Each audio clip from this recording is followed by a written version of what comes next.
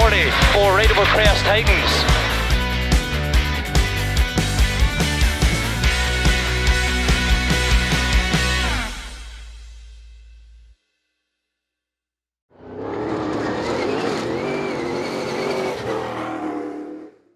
Last time out then in the Brit British Cross Country Championship, it would be disaster for Adrian Marfell. He crashed out of the event and missed out on a chance to extend his lead in the championship.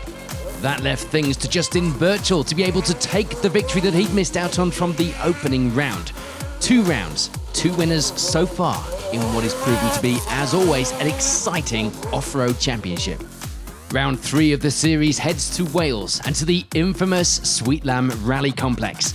Always a favourite with the crews and of course the scene of many a WRC fight over the years. But for these guys, some of the terrain will be a little more challenging, shall we say.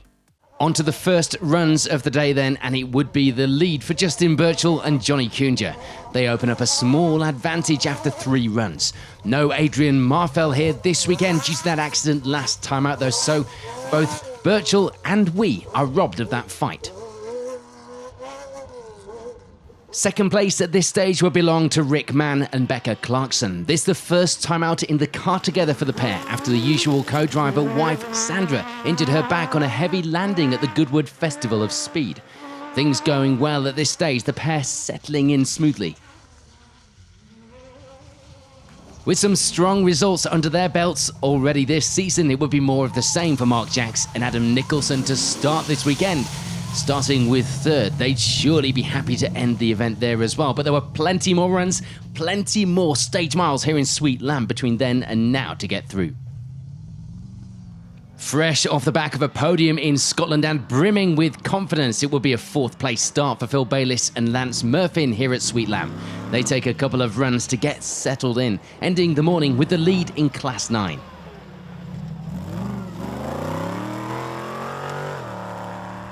Mike Moran and Tony Coyd hadn't had the best of luck so far this season, it was fair to say. The times were good when they were going, all they had to do was keep going. They get through the morning without any issues though, lying in 5th overall, 3rd in the class.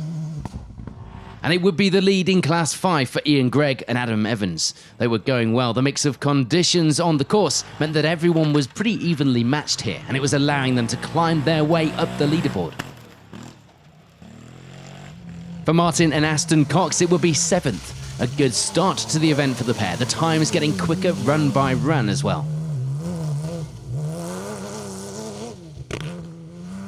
There would be a few people struggling with the new off-road sections of the course, one particular section catching a few out, but it would be Rob Bull and Victoria Vaughan hitting this jump the hardest. A rather sore landing in the bottom and the car cutting out. They do get things going again, but would have lost a bit of time in the process, as you can imagine.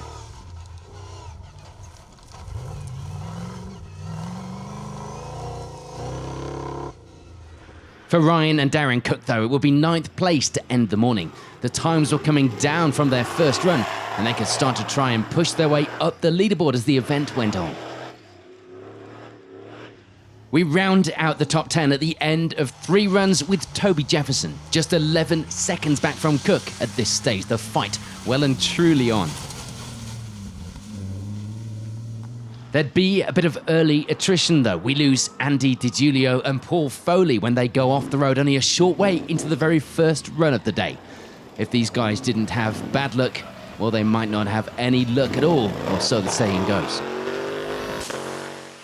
So the morning runs are complete. The leaderboard is starting to shape up like this. Let's head out onto the afternoon runs then, and there'd be plenty of change at the top. Rick Mann and Becca Clarkson taking the lead now, flipping that advantage round to 6 seconds in their favour. A good start, considering a lack of time in the car together. That, of course, would mean 2nd place now for Justin Birchall and Johnny Cunha. That wouldn't matter too much to them, though. The victory, of course, is always nice, but with Mann not registered for the championship, this was still the top spot as far as Birchall was concerned. They'd be changed to 3rd place as well. Phil Bayliss and Lance Murphin stepping up to take that position in the afternoon. They didn't expect to be there, but things were going well. The off-road section providing some places to make up the time that they were losing to the guys up ahead on the faster bits. These changes in the top of our leaderboard also mean a change for Mark Jacks and Adam Nicholson as well, dropping down to 4th place for now, but still very much in contention for that top spot.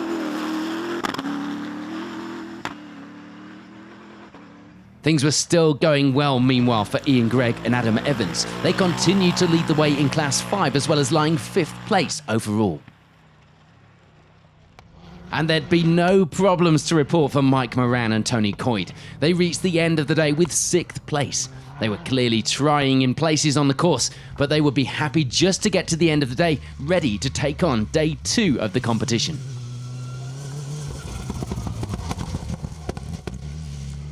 With no lasting effects to speak of from the earlier heavy landing, it would be a big push from Rob Bull and Victoria Vaughan, seeing them gain a position to 7th on the leaderboard.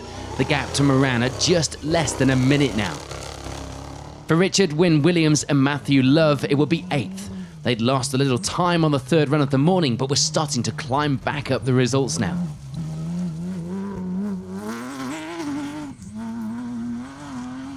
There'd be a place gained for Toby Jefferson as well in the afternoon. Smooth run from him, moving up to take 9th place now.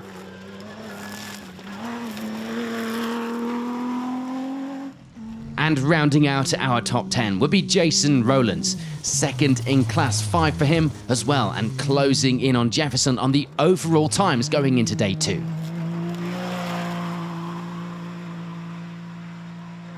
As you'd imagine, from such a fast course and with some new off-road sections, there would be a few crews claimed by Sweet Lamb. We'd lose Andy Powell and Mason Kershaw when they retired in the 5th run of the day. And we'd also lose Greg and Charlotte McLeod from the leaderboard on run 4. Greg back out this weekend on behalf of the sponsors at Bowler. Sadly, not the results any of them would have wanted coming here though. Meanwhile, things were going well for Tom Jones and Alice Fairbanks, leading the way in their class and lying in 12th overall. This would only be their 2nd time out in the new car and the first time in this championship for the pair. Britpart boss and championship sponsor Paul Myers makes his first appearance in the championship at this round. With Neil Medicott, they start the day well. 2nd place in Class 9, 13th overall on the results at the end of the first day of competition. And it would be the lead in Class 7 for Richard Green and Richard Griffiths. The times were up and down a bit as the day went on, suggesting that the conditions were changing run by run. For now though, it will be 15th on the leaderboard. There'd be a bit of frustration and some bad luck as well on run 5 for Ryan and Darren Cook. They pick up a maximum time. Thankfully, they were still going and the times were actually looking good again. They now had a fight back on their hands from 17th place overall. For Ocean Riley and Philip Richards, it would be 2nd in Class 15. The pair could have been higher on the overall leaderboard, but a maximum on the final run of the day would see them down in 19th place. And it will be a similar story for Paul Rowlands and Neil Lloyd. They only just get off the start line before the belt snapped on the car, and they were going no further. A maximum to end the day, 20th overall. A myriad of problems for Chloe Jones and Tom Gray were small enough to deal with, but big enough to cause them some lost time. They hit the water on the opening run, stopping dead with an airflow sensor problem as a result. An issue with the steering column coming loose later in the day would also cause them to back off a little. 2nd in Class 7 was theirs still though at this stage. For John Pickering and Rod Wheat, it would be 1st in Class 3. In fact, they would be the only ones in that class, but that wasn't stopping them from pushing the car hard this weekend.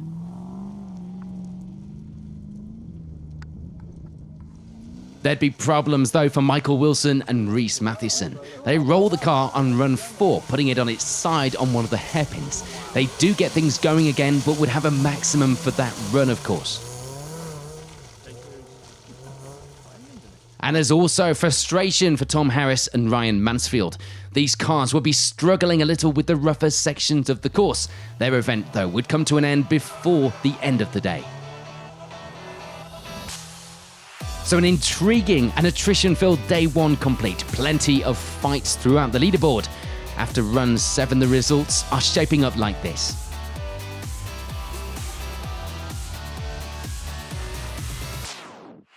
On we go then, bright and early for day 2, and the results would take another shake-up. Justin Birchall and Johnny Kunja crashing out of the event. A dramatic and disappointing end. No maximum points from this round.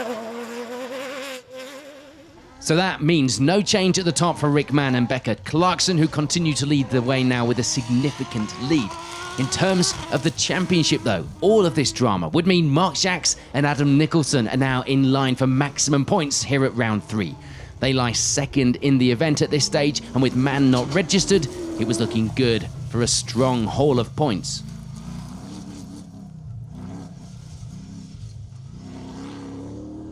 For Phil Bayliss and Lance Murfin, they'd still be hanging in there. It would still be third. They dropped behind Jacks, of course, but gained that position overall lost by Birchall, which all adds up to them remaining on the podium at this stage in the event. Still a long way to go.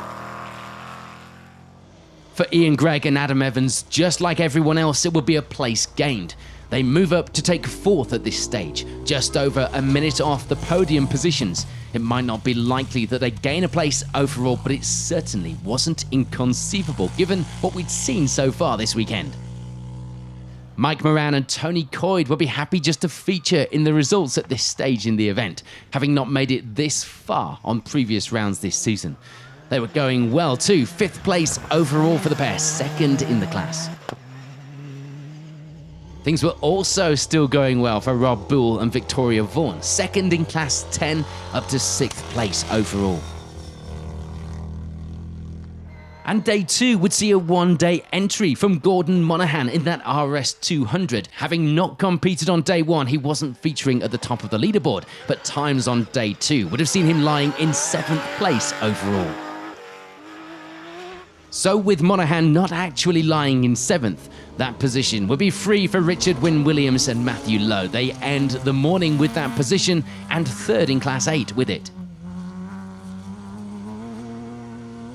Things still going well meanwhile for Jason Rowlands. 2nd place in Class 5 was still his, as well as 8th on our overall leaderboard.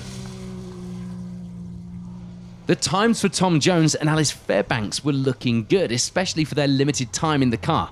They were suffering a little on the muddy sections due to no windscreen, but thankfully the conditions could have been a lot worse at Sweetland. Let's face it, they lie in 9th place for now. And rounding out the top 10 once again would be Toby Jefferson. Still going well, but a slower time on run 9 would put him a little further down the order than he should probably have been. So with just a few runs remaining, the leaderboard at the top here at Sweet Lamb is looking like this. We head into the final runs of the day then, and what a dramatic weekend it has been so far. It would be John Pickering and Rod Wheat who round out the results in 22nd overall, taking the Class 3 victory.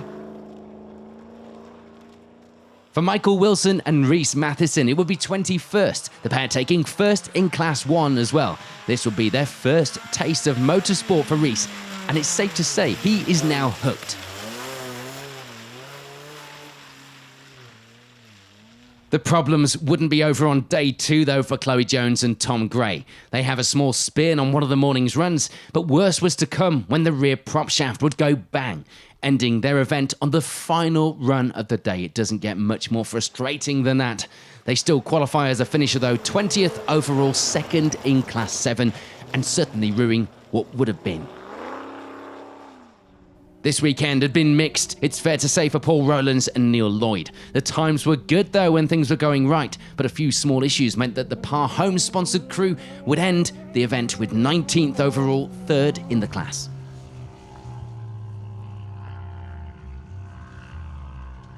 The end of the event would come rather more abruptly for Ian and Gary Bartlett. They crashed the car on the penultimate run of the day. The car not looking too good afterwards either. They do classify though still with those maximum times, taking 18th overall. And the event would also end early for Rob Bull and Victoria Vaughan, the exhaust breaking and setting the mudguard on fire. The pair only noticing when the engine temp went up, and pulling over for a look, they managed to put it out with the help of Ryan Cook. With just themselves left running in Class 17, it would be victory there for Jonathan Damrell and Nick Blundell. They were fighting well on the overall times though, 16th on the leaderboard. That maximum at the end of day one hadn't helped the overall results for Ocean Riley and Philip Richards, but day two had been much better, ending the event 15th with second in the class. For Richard Green and Richard Griffiths, it would be the Class 7 victory. They were putting in some fast and consistent times to ensure that good finish this weekend.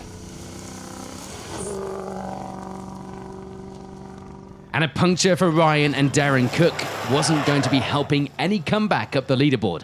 They lose around a minute with that, but it could have been a lot worse. They end the event 13th overall, second in the class.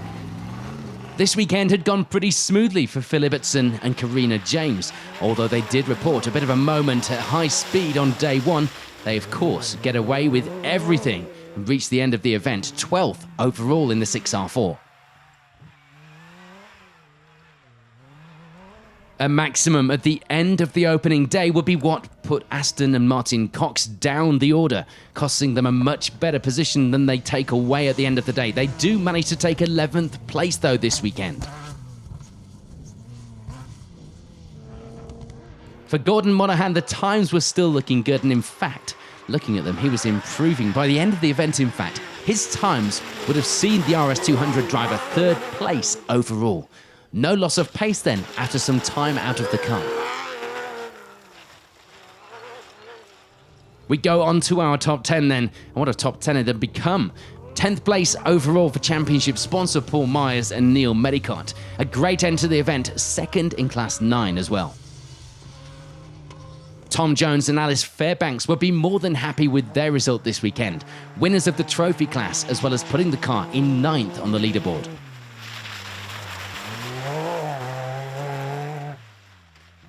Toby Jefferson, meanwhile, manages to gain a bit of time back in the afternoon to end the event with 8th. Not a bad end to the day, considering the problems he'd had earlier in the day. It would be a good finish as well for Jason Rowlands, ending the event 7th overall and taking 2nd in Class 5 as well. As it turned out, that slower time on run 3 yesterday probably hadn't made any difference to the overall results for Richard Wynne-Williams and Matthew Lowe. They end the event 6th overall, as well as 3rd in class.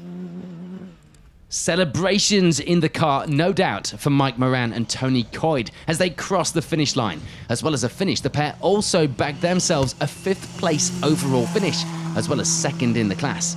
A very strong event for the pair, some much needed points on the board as well. Meanwhile, it would be a class win this weekend for Ian Gregg and Adam Evans. They take the Class 5 honours, and from a fantastic 4th place as well. Good, consistent times from the pair throughout the weekend, as well as a smooth run, had ensured that strong finish. After openly admitting that they thought a podium was just good luck on the previous round, it was 3rd once again for a very happy Phil Bayliss and Lance Murphin, taking another podium position this weekend. This round, the first one Phil's dad could make it out on this season to watch as well, so a great way to end the weekend. And of course, that would mean for Mark Jacks and Adam Nicholson, it would be 2nd place to end the event. A strong result for the pair, and of course, with our event winners not registered for championship points, it would be those maximum points on the board this weekend, and that could be quite pivotal for the championship. But all of that means it's victory this weekend for Rick Mann and Becca Clarkson. A wheel bearing was starting to fail on the car towards the end of the event, but they managed it and had enough in hand to back off just enough to preserve it and get to the finish to take that victory.